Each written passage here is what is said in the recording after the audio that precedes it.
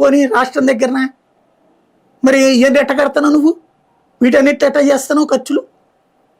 అరే భవిష్యత్తులో 100 ఏళ్లకి సరిపడా, ఇప్పుడు ఆంధ్ర మెడికల్ కాలేజ్ 100 ఏళ్ళు, లేకపోతే ఇంకొక సిద్ధార్థ మెడికల్ కాలేజ్ 50 ఏళ్ళు ఎట్ట ఎందుకు చెప్పుకుంటాం మనం? అన్ని సంవత్సరాల పాటు నువ్వు అవకాశం ఇస్తున్నది వైద్య సేవలకి. అట్లాంటిది నువ్వు రాబోయే 100 ఏళ్ళు ఏంటి 1000 ఏళ్ళకైనా ఒక కాలేజీ పడి ఉంటుంది కదా నీ దగ్గర, అది తీసుకెళ్లి ప్రైవేట్ వాడికి అప్పచెప్పడం గొప్ప ఏంది? అదేదో లోక కళ్యాణం కోసం చేసినట్టు బిల్డప్ ఎందుకు దాంట్లో? అవును. కానీ ఇది ప్రజలకి చాలా అవసరమైనది. ఇది అంటే ఒక రకంగా బయట ఉండుంటే ఈ పాటికి పవన్ కళ్యాణ్ గారు దీని మీద ప్రశ్నించి ఉండేవారేమో. కూటమిలో ఉండడం కాబట్టి ఆయన కూడా సైలెంట్ అవుతున్నారా? కూటమిలో ఉన్న పార్టీలకు ఎవ్వరూ కూడా ఇవాళ రోజున బాధ్యతాయుతంగా ఈ విషయంలో లేరు.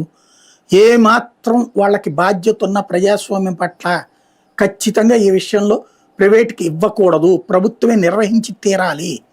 It's final. దానికోసమే అసలు 26 జిల్లాలు మార్చింది. 26 జిల్లాలు ఎందుకు పెట్టాడు జగను?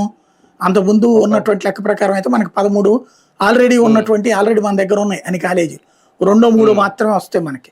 అందుకని చెప్పేసి అట్లా కాకుండా అన్నటువంటి ఉద్దేశంతోనే అర్జెంటుగా 26 జిల్లాలు చేసింది. మనకి 26కి అవకాశాలు వచ్చినాయి. హాస్పిటల్ అదనంగా 17 హాస్పిటల్కి అవకాశం వచ్చింది. చక్కగా వాడుకోవాల్సినటువంటి సందర్భం.